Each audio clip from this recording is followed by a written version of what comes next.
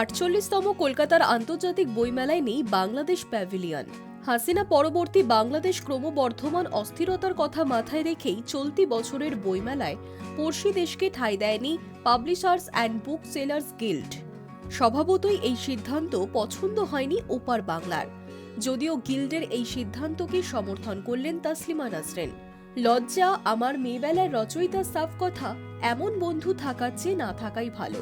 1996 সাল থেকেই কলকাতা আন্তর্জাতিক বইমেলায় জায়গা পেয়েছে বাংলাদেশ। দীর্ঘ 28 বছরের রেওয়াজে ছেদ পড়ল চলতি বছরেই। ভারত বিরোধী পালাবদলের হাওয়ায় পড়শি দেশে সংখ্যালঘুদের উপর অত্যাচারের ঘটনায়, মৌলবাদীদের উত্থানে, জঙ্গি তৎপরতায় গিল্ড কার্যত বাধ্য হয়েছে বইমেলা থেকে বাংলাদেশকে বাদ দিতে। এই বিষয়ে গিল্ডের সভাপতি ত্রিদীপ কুমার চট্টোপাধ্যায় জানিয়েছেন, বইমেলায় অন্য স্টলগুলির নিরাপত্তার কথা মাথায় রেখেই বাদ দেওয়া হয়েছে বাংলাদেশকে। এই বিষয়ে সমাজ মাধ্যমে কড়া পোস্ট করেছেন তাসলিমা নাসরিন। ফেসবুক পোস্টে তিনি প্রশ্ন তোলেন, এবারের কলকাতা বইমেলায় বাংলাদেশ প্যাভিলিয়ন নেই। বাংলাদেশের বইমেলায় কোনোদিন কি পশ্চিমবঙ্গ প্যাভিলিয়ন থাকে?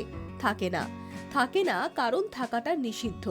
পশ্চিমবঙ্গ থেকে প্রকাশিত কোনো বইও বাংলাদেশের বইমেলায় থাকে না ব্যাপারটা এখন তুমিও যাবে না, আমিও যাব না, বুঝলে নটবর, গোছের হয়েছে। উদারতার প্রশ্ন পশ্চিমবঙ্গের সঙ্গে তুলনাই চলে না বাংলাদেশের, সে কথাও বুঝিয়ে দিয়েছেন লেখিকা। ফেসবুকে তিনি লিখেছেন, পশ্চিমবঙ্গকে বাংলাদেশ তার মেলায় এতকাল ঢুকতে না দিলেও পশ্চিমবঙ্গ বাংলাদেশকে ঢুকতে তো দিয়েছেই, রীতিমতো জামাই আদরে রেখেছে। পশ্চিমবঙ্গের নিঃস্বার্থ ভূমিকা প্রশংসার দাবিদার, কিন্তু এত উদারতা দেখেও উদারতা শেখেনি বাংলাদেশ।